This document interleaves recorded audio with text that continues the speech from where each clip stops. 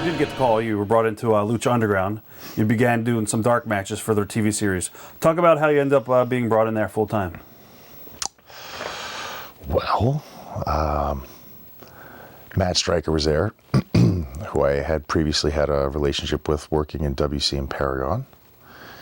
And then Vampiro liked my work, and he pulled me aside, and Vampiro really doesn't like anybody.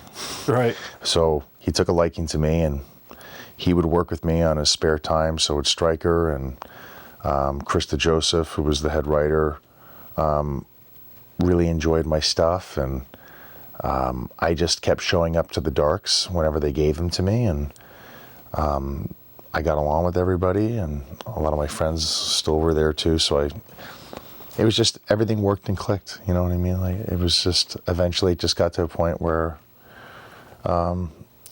DJ basically said, we'd like to have you on board in a larger capacity, and we've been working through different scripts and ideas.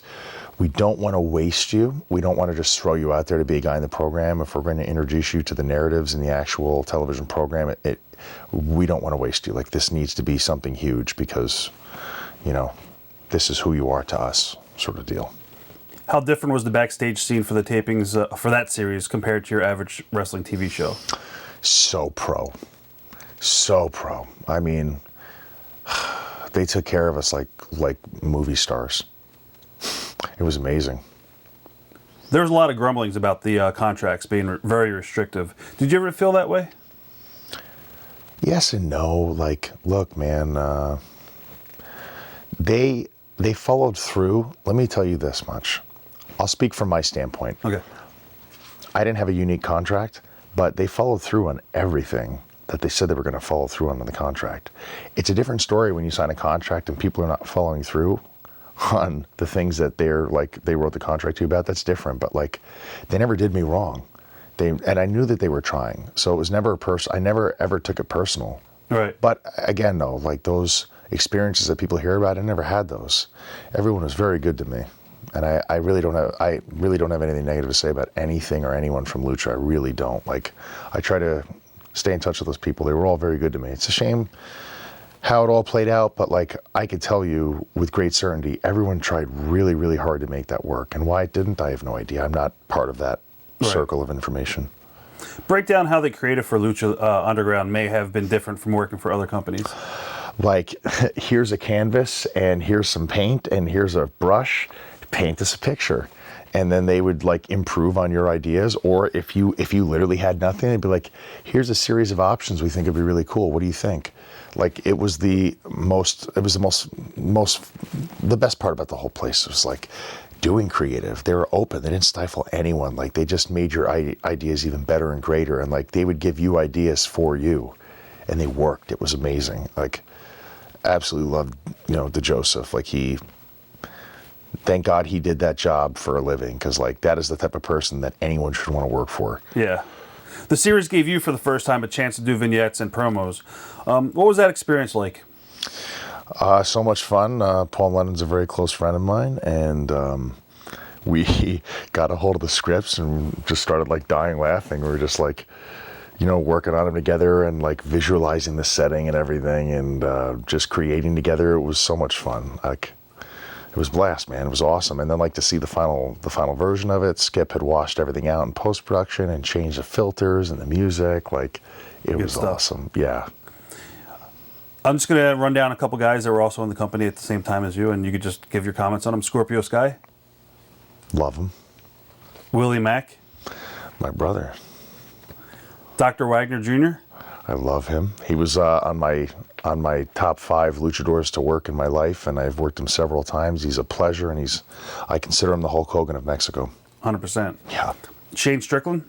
Love Shane. Vinny Massaro. Love him. First guy to ever almost knock me unconscious in a match. Oh, really? You also got to work with Masquerita Sagrada. He's my boy. Is it hard putting together a match with someone so much smaller than you? Not at all. No? I think the most fun I've ever had in my entire life was working Masquerita on a dark. Yeah, it was the most fun I've ever had. Talk about the White Rabbit character. Who came up with that whole concept? That would be a combination of people. I'm assuming, from my understanding, it was Chris Roach, Krista Joseph, myself, and Paul London. And we all kind of collaboratively took different ideas that were supporting to the narrative, the overall narrative, and reoccurring, and then put our own little bits on it, you know. Paul was guiding it with the writers, and then once they gave it to me, I translated it. And as far as I understand, everyone was very happy with it.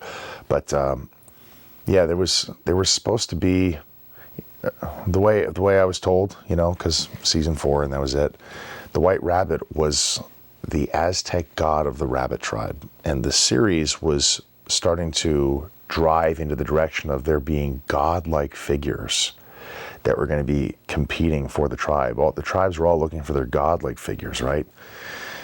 The White Rabbit, if you were really paying attention to detail, and we did a lot of attention to detail with this, the setting, where was he?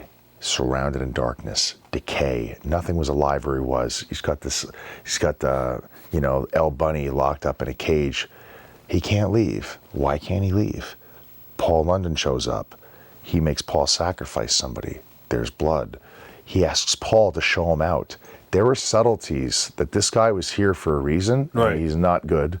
He has virtually no redeeming qualities about him whatsoever. This was a terrible darkness that was supposed to remain there, and Paul let it out because it drove him nuts. So we were really building on this. Did you have any suspicion at all the promotion would be done after the 4th season? Zero. Okay, so it was pretty much a shock. Yeah.